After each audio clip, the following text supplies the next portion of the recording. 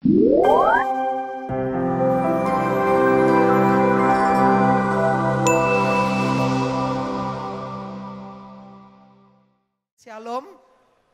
salam damai sejahtera di dalam kasih Tuhan Yesus Kristus. Hari ini termasuk long weekend, saudara, seperti minggu yang lalu, tapi tidak semua keluar dari Surabaya, saudara masih benar-benar ada di rumah Tuhan beribadah, puji Tuhan. Saya juga ingin mengucapkan selamat datang jika ada di antara Bapak Ibu Saudara yang mungkin dari luar kota atau dari luar pulau, beribadah di Surabaya, ada di gereja Happy Family, boleh angkat tangannya. Ada yang dari luar kota, dari luar pulau, yang ada di kota Surabaya? Enggak ada, ya tadi dalam ibadah pertama ada. Baik Bapak Ibu Saudara sekalian, hari ini merupakan minggu yang terakhir di bulan April. Gereja Happy Family setiap bulan ada subtema yang mengarahkan khotbah-khotbah yang akan kita terima. Dan hari ini sudah bulan April masih dengan tema The Power of the Cross. Kuasa salib yang luar biasa. Bapak Ibu Saudara disadari atau tidak, itulah yang membedakan keyakinan kita saudara Kristen dengan keyakinan yang lain. Ajaran agama apapun semuanya baik. Tetapi Bapak Ibu sekalian yang dikasihi Tuhan Yesus Kristus, keistimewaan di dalam kekristenan adalah kematian dan kebangkitan Kristus. Semua guru agama, nabi, orang saleh mengajarkan yang baik. Tetapi saudara, mereka sudah meninggalkan dunia ini, mereka mati dan tidak pernah bangkit kembali.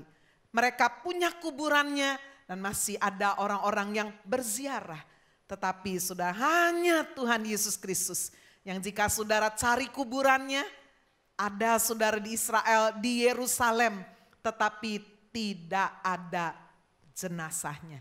Di pintu gua ditulis, He is risen, He is not here. Dia sudah bangkit, dia tidak ada lagi dari antara orang mati. Jika Bapak Ibu Saudara ingin mendengar kebenaran firman, bagaimana sungguh-sungguh bukti bahwa dia sudah bangkit. Saya mengkhotbahkannya saudara di bulan ini cukup banyak ya, sampai 5 kali sudah dengan tema The Power of the Cross. Biarlah itu boleh meneguhkan, menguatkan kita. Hanya Yesus Kristus yang kuburnya kosong. Karena dia sudah bangkit dari antara orang mati. Firman Tuhan berkata, jika Kristus tidak dibangkitkan dari antara orang mati, sia-sialah kepercayaan kita. Sia-sia juga pemberitaan firman. Puji Tuhan, Yesus Kristus sudah bangkit dari antara orang mati. Iman kita, pemberitaan firman tidak sia-sia. Hari ini saya ingin menyampaikan satu kebenaran firman dengan tema dampak kebangkitan Kristus. Mari kita melihat dasar firman Tuhan dari 1 Tesalonika pasal yang kelima ayat 1 Tesalonika pasal 1 ayat 5 sampai dengan ayat 10. Kita akan membaca ayat-ayat ini secara bergantian. Saya lebih dulu membaca ayat 5. Bapak Ibu Saudara dengan suara keras membaca ayat 6. Demikian kita akan membacanya bergantian. Sebab Injil yang kami beritakan bukan disampaikan kepada kamu dengan kata-kata saja, tetapi juga dengan kekuatan oleh Roh Kudus dan dengan suatu kepastian yang kokoh. Memang kamu tahu bagaimana kami bekerja di antara kamu oleh karena kamu. Ayat 6, dan kamu telah menjadi penurut kami dan penurut Tuhan. Dalam penindasan yang berat, kamu telah menerima firman itu dengan sukacita yang dikerjakan oleh Roh Kudus. Sehingga kamu telah menjadi teladan untuk semua orang yang percaya di wilayah Makedonia dan Akhaya. Karena dari antara kamu firman Tuhan bergema bukan hanya di Makedonia dan Akaya saja, tetapi di semua tempat telah tersiar kabar tentang imanmu kepada Allah, sehingga kami tidak usah mengatakan apa-apa tentang hal itu. Sebab mereka sendiri bercerita tentang kami, bagaimana kamu sambut dan bagaimana kamu berbalik dari berhala-berhala kepada Allah untuk melayani Allah yang hidup dan yang benar. Ayat 10 bersama-sama. Dan untuk menantikan kedatangan anaknya dari surga yang telah dibangkitkannya dari antara orang mati, yaitu Yesus yang menyelamatkan kita dari murka yang akan datang. Kita yang percaya firman Tuhan berkata, amin. Firman Tuhan berkata, yang berbahagia itulah yang mendengarkan firman Tuhan, menyimpan di dalam hati dan dengan setia melakukan di dalam kehidupan. Bapak Ibu Saudara, dampak kebangkitan Kristus yang pertama adalah melahirkan Injil yang dipenuhi kuasa Roh Kudus. Kalau Bapak Ibu memeriksa di dalam Alkitab Perjanjian Lama, tidak ada satu kata Injil saudara jumpai di sana. Karena memang Injil sesuai dengan 1 Korintus 15 ayat 3. Adalah saudara satu berita bahwa Yesus telah mati karena dosa-dosa kita, dikuburkan sesuai dengan kitab suci. Lalu kemudian dibangkitkan pada hari ketiga sesuai dengan kitab suci. Dan menampakkan diri kepada ratusan pasang mata. Inilah Injil. Tetapi saudara firman Tuhan berkata bahwa Injil ini bukan hanya sekedar kata-kata yang bagus, rangkaian kata-kata yang indah. Itu sebabnya keliru sekali kalau hamba Tuhan, saudara di atas mimbar hanya menyampaikan kata-kata yang indah, hanya memotivasi kita seperti motivator atau bikin yang seger-seger supaya kita rasa wah seneng, tidak cukup sampai di situ. Tetapi seperti firman Tuhan berkata saudara, Paulus menyampaikan ini, bahwa Injil ini disampaikan bukan hanya dengan kata-kata saja. Tetapi di dalamnya disampaikan dengan kuasa Roh Kudus. Bapak Ibu Saudara sekalian, ada banyak orang tahu, mendengar bahwa Yesus Kristus sudah mati, disalibkan, bangkit pada hari ketiga. Tapi mengapa mereka tidak bisa percaya? Mengapa mereka tidak bisa menerima? Mengapa mereka masih ragu? Sebab saudara firman Tuhan berkata di dalam 1 Korintus 12 ayat 3. Karena itu aku meyakinkan kamu bahwa tidak ada seorang pun yang berkata-kata oleh Roh Allah dapat berkata terkutuklah Yesus. Dan tidak ada seorang pun yang dapat mengaku Yesus adalah Tuhan selain oleh Roh Kudus. Amin. Jadi saudara, percaya atau tidak percaya Yesus adalah Tuhan bukan faktor usia. Ada orang berkata, oh ya dia masih terlalu kecil. Oh ya kalau masih belum bicara, belum bisa bicara ya. Tapi kalau dia sudah 9 tahun, 10 tahun, saudara-saudara sekalian tidak menghalangi untuk dia bisa percaya. Sebab percaya Yesus itu bukan soal intelek. Ada orang yang sangat pintar justru sulit percaya. Ada orang yang sudah dewasa secara usia. Kalau bukan karena kuasa Roh Kudus dikatakan. Tidak bisa mengaku Yesus adalah Tuhan. Kalau Bapak Ibu lihat di warta, coba saya boleh pinjam wartanya. Bapak Ibu, saya sangat mendorong, menghimbau sebagai gembala.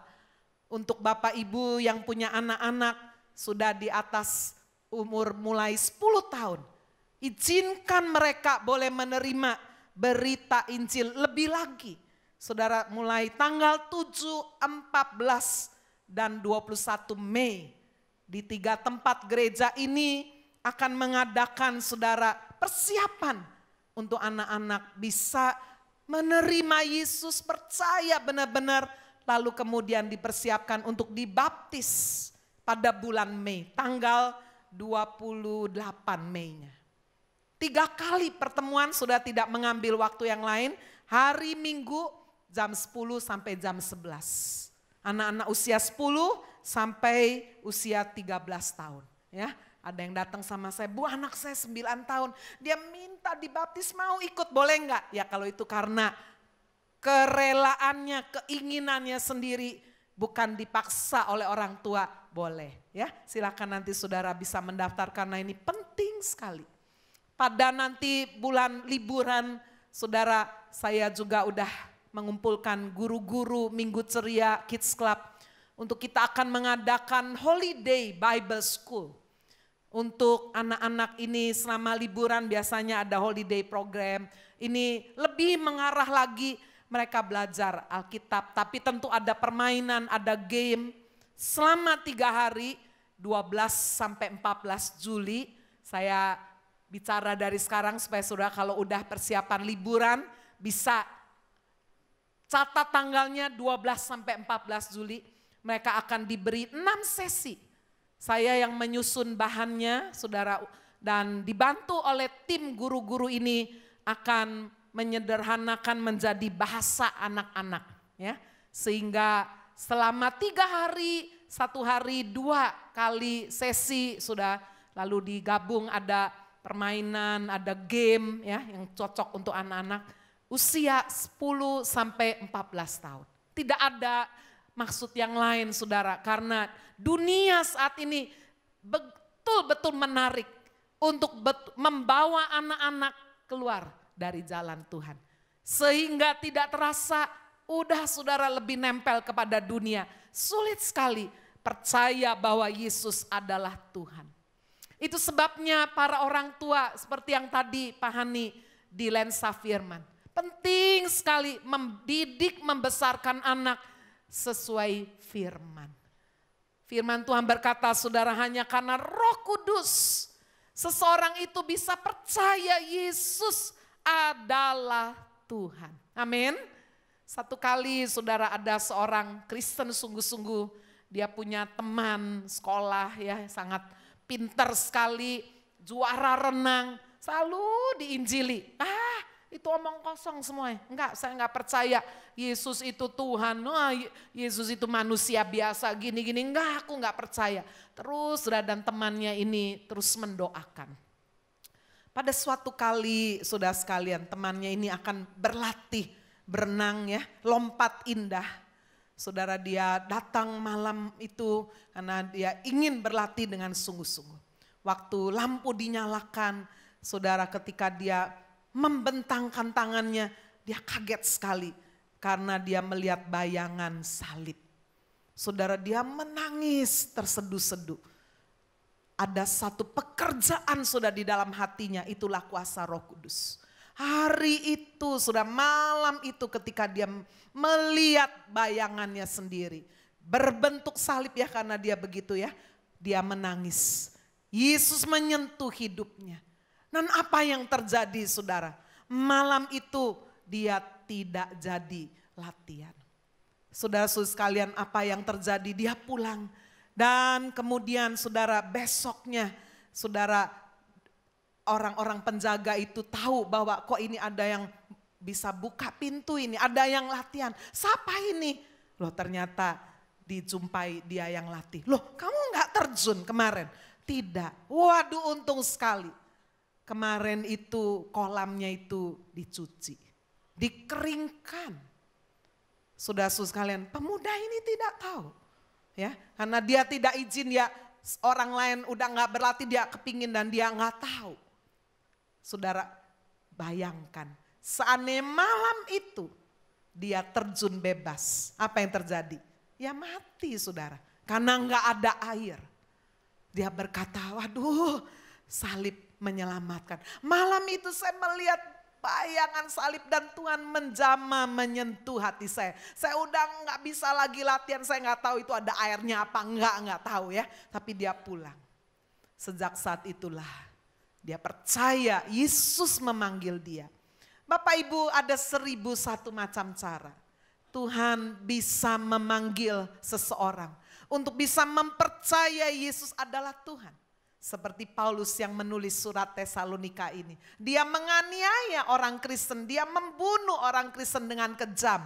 Tetapi perjumpaan dia dengan Kristus dalam perjalanannya menuju Damsyik sudah untuk membunuh orang Kristen. Disitulah dia boleh dijamah dan diubah 180 derajat. Menjadi seorang pemberita firman, seorang rasul yang betul-betul memberikan hidupnya, nyawanya sampai akhir kepada Kristus.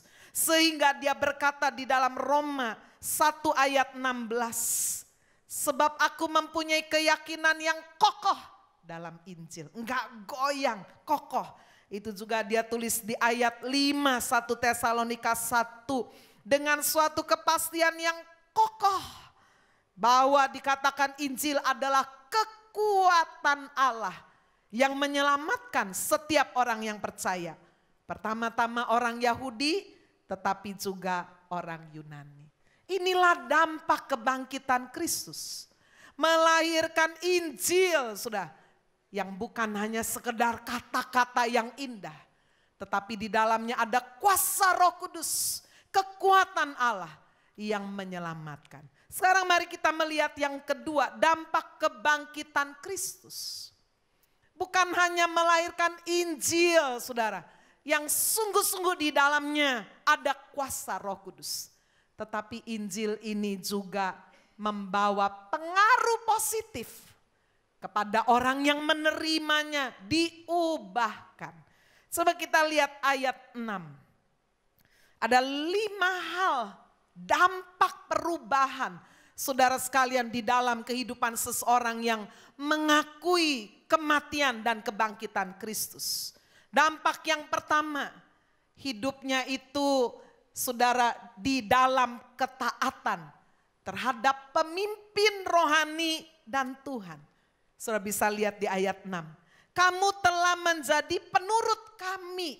Kami di sini adalah Paulus dan Timotius. Ya, rekan sekerja Paulus. Kamu telah menjadi penurut kami dan penurut Tuhan. Ini dampak yang pertama. Saudara-saudara, kita bisa hidup di dalam ketaatan. Bukan hanya kepada Tuhan yang tidak kelihatan. Tetapi wujud ketaatan dan kasih kita kepada Kristus adalah kepada orang-orang yang ada di atas kita. Tuhan berikan wewenang ada di atas kita menjadi pemimpin. Apakah secara rohani di gereja, apakah saudara di dalam pekerjaan, saudara punya bos, punya majikan, tunduk. Saudara-saudara sekalian, bahkan firman Tuhan memberi nasihat, tunduk juga kepada pemimpin yang walaupun pemimpinnya itu tidak rohani, jahat katanya, kita tetap menundukkan diri. Di dalam keluarga, istri kepada suami, menundukkan diri seperti kepada Tuhan, kualitas yang sangat tinggi, tertinggi di dalam segala sesuatu, dalam kuantitas apa saja, luar biasa sekali. Sudah ini wujud ketaatan kita kepada pemimpin, keluarga, di gereja, di pekerjaan, bahkan di tengah-tengah masyarakat. Coba kita lihat saudara, satu peristiwa yang pernah dilakukan oleh Gideon. Seorang yang diutus Tuhan untuk boleh mengalahkan suku Midian yang menjajah orang Israel. Tentara Midian, raja-rajanya ini ada banyak. Mereka bersekutu dan tentaranya ada 135.000 orang. Bayangkan, di sisi Gideon dia hanya punya 300 tentara. Satu peperangan yang sangat tidak seimbang. Seringkali bukankah dalam hidup kita sering merasa sebagai kelompok minoritas. Waduh, dunia ini rasanya begitu kuat ya. Saudara-saudara, kita rasanya minoritas. Tetapi minoritas bersama dengan Tuhan. Siapakah yang akan mengalahkannya? Tidak ada. Coba kita lihat apa yang dilakukan Gideon. Kita membaca di dalam Hakim-Hakim 7. Ayat 17 sampai 18. Dan berkatalah ia, yaitu Gideon, kepada mereka, perhatikanlah aku, perhatikanlah Gideon, dan lakukanlah seperti yang kulakukan.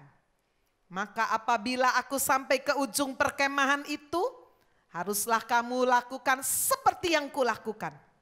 Apabila aku dan semua orang yang bersama dengan aku meniup sangkakala, maka haruslah kamu juga meniup sangkakala sekeliling seluruh perkemahan itu dan berseru, demi Tuhan dan demi Gideon. Saya waktu baca ayat ini saya bertanya-tanya, loh kok enggak pakai demi Tuhan aja? Kenapa demi Tuhan dan demi Gideon? Saudara, di sini diajarkan prinsip ketaatan kepada Tuhan, wujudnya adalah apa? Juga kepada pemimpin. Karena jika bangsa Israel, tentara Gideon yang 300 ini nggak bisa nurut, waduh, mereka tidak akan meraih kemenangan. Perintahnya nggak masuk akal.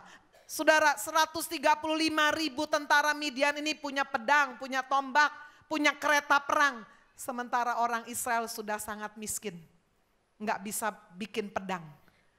Saudara, Tuhan kasih perintah apa? Kumpulkan sangkakala dari tanduk-tanduk binatang. Jadi saudara sekalian, di dalamnya ada pengorbanan. Ya, dibuat sangkakala trompet dari tanduk-tanduk binatang. Lalu kumpulkan juga bejana-bejana tanah liat. Sangat murah. Semua orang pasti punya. Taruhlah sulu di dalamnya. Tuhan kasih perintah. Nanti sesuai dengan perintah Gideon. Kamu meniup sangkakala dan bejana itu dipatahkan, dipecahkan. Waduh saudara, kalau saudara meragukan kepemimpinan Gideon gimana? Perang model apa ini? Pemimpin model apa ini? Nggak masuk akal, nggak mungkin menang. Ya sudah. Itu sebabnya Bapak Ibu Saudara kita membaca.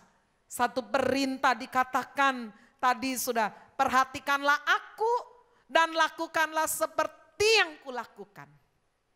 Saudara, kita tidak hanya percaya kepada Tuhan, tapi kita harus belajar trust kepada pemimpin di atas kita.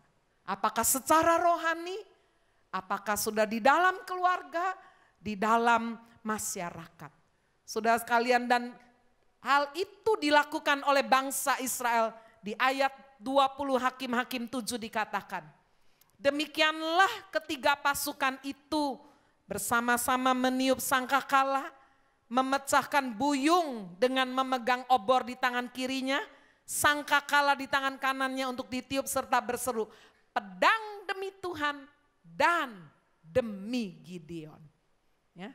Ketaatan kepada Tuhan dan kepada pemimpin. Saudara, kalau tadi saya ambil contoh Gideon, kita lihat juga satu raja bernama Yosafat. Di dalam 2 Tawarikh 20 waktu dia diserang oleh Bani Amon, Moab, Meunim sekaligus, dikatakan dia menjadi sangat takut. Lalu mengambil keputusan mencari Tuhan. Dan lagi sudah prinsip ini tercatat. Kita baca 2 Tawarikh 20 ayat 20. Keesokan harinya pagi-pagi mereka maju menuju padang gurun Tekoa. Ketika mereka hendak berangkat, berdirilah Yosafat dan berkata, dengar hai Yehuda dan penduduk Yerusalem, percayalah kepada Tuhan Allahmu dan kamu akan tetap teguh. Percayalah kepada nabi-nabinya dan kamu akan berhasil. Kembali prinsip saudara untuk kita menundukkan diri taat kepada Tuhan dan kepada pemimpin di atas kita. Tentu aja pemimpinnya harus benar ya. Kalau pemimpinnya enggak benar, nah kita juga harus mendiskusikannya, berbicara sudah, memberikan satu masukan yang positif. Daud juga kan pemimpin, bisa salah. Tuhan juga mengutus Nabi Nathan untuk menegurnya, untuk menasehatinya. Sekarang kita lihat saudara pengaruh positif dampak yang kedua. Kalau tadi adalah hidup dalam ketaatan. Yang kedua, tetap sukacita menerima firman. Di tengah penindasan. Saudara, jadi orang Kristen tidak otomatis semua masalah selesai. Tapi justru seringkali terjadi sebaliknya. Gara-gara saudara dari tengah keluarga nggak ada yang Kristen. Lalu saudara percaya Yesus malah dianiaya. Ya. Tadinya baik, jadi dimusuhi.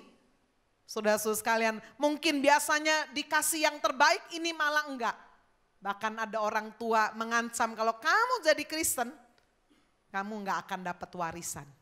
Dibuang dari surat wasiat. Wah, bukankah itu penganiayaan, penindasan? Tetapi saudara, jika sungguh-sungguh kita sudah berdiri dengan teguh di dalam Injil yang menyelamatkan, seperti yang dikatakan firman Tuhan di ayat yang ke-6. Kamu telah menjadi penurut kami, penurut Tuhan dalam penindasan yang berat. Ada penindasan. Kamu tetap menerima firman dengan sukacita. Semua kekuatan itu dikerjakan oleh Roh Kudus. Yang ketiga, dampak yang ketiga. Hidupnya jadi teladan, jadi contoh. Dari seorang yang benar-benar jauh dari Tuhan. Aduh, kok bisa deket ya? Yang dulunya mabuk-mabuk, judi, gak sayang istri, gak sayang anak. Wah, pokoknya tiba-tiba dijamah oleh Yesus, hidupnya berubah menjadi teladan. Lalu kemudian yang keempat dikatakan di ayat 9. Bagaimana kamu berbalik dari berhala-berhala kepada Allah. Wah, dulu pegangannya banyak, jimatnya. Kalau pergi gak bawa jimat rasanya gak tenang. Tapi dikatakan kemudian berbalik dari berhala-berhala. Dan yang kelima, yang terakhir, dampak dikatakan hidupnya itu punya pengharapan. Gak takut, mati kapan aja, kalau itu memang dikehendaki Tuhan, siap. Ya. Hidupnya memiliki pengharapan di ayat 10. Menantikan kedatangan anaknya dari surga yang telah dibangkitkannya. Dari antara orang mati, yaitu Yesus yang menyelamatkan kita dari murka yang akan datang.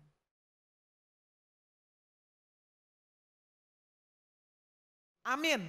Tuhan Yesus memberkati kita semua.